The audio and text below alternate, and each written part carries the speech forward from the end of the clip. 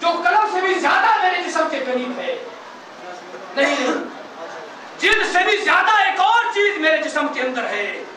دو سن لو، وہ چیز، وہ میری رگوں کے اندر دوڑنے والا لہو ہے، وہ خون ہے جو میرے جسم کے اندر دوڑ رہا ہے.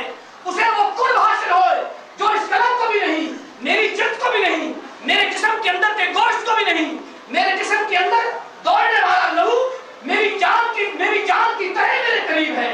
اگر لہو نکال دیا جائے میری جان باقی نہ رہے گی. اور النبی اولیٰ بالمؤمنین من انفسہم، لوگوں یہ رسول یہ اتنا قرب رکھتا ہے تمہارے ساتھ، یہ اتنی محبت رکھتا ہے تمہارے ساتھ، یہ اتنا پیار رکھتا ہے تمہارے ساتھ کہ وہ قرب جو تمہاری جان کو بھی تمہارے ساتھ نہیں ہے، اس محمد کو وہ قرب تمہارے ساتھ حاصل ہے. یہ رسول تمہاری جانوں سے بھی زیادہ تمہارے قریب ہے. نعرہ تکبیر، نعرہ رسالت، نعرہ حیدری. آج ہمارا سب سے بڑا المیہ یہ ہے کہ ہم نبی اکرم صلی اللہ تعالیٰ علیہ وسلم کی ذات اقدس کو مخصوص مسلکی پوائنٹوں پہ سمجھ رہے ہیں. جدید سائنسی انداز سے، جدید تحقیق سے، قرآن کی جدید تفسیر سامنے رکھ کے ہم نہیں سمجھ رہے. یاد رکھ لیں، کروڑوں سال پہلے اللہ نے ساری کائنات رکھتا تھا. میں سب سے بڑا عالم ہوں، مولا اس کے سامنے نہیں جھکوں گا اس لیے کہ میں سب سے بڑا عالم ہوں.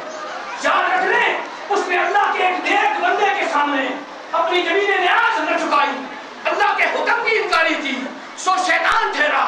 آج بھی ہم جب نبی اکرم صلی اللہ تعالیٰ علیہ وسلم کا نام اپنے سینے میں لے کے باہر گلیوں میں نکلتے ہیں تو اسی شیطان کا چیلا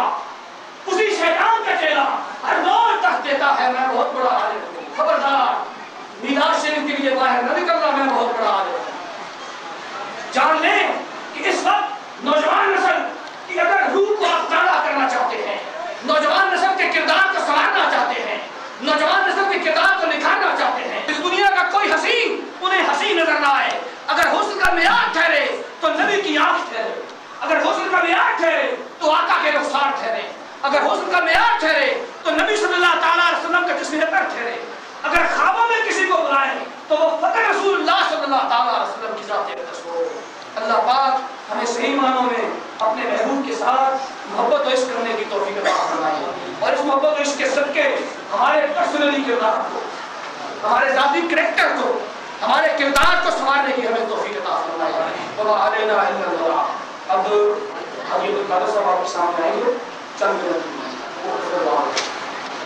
وہ آنے والا تو آ گیا، وہ ہمارے لیے کیا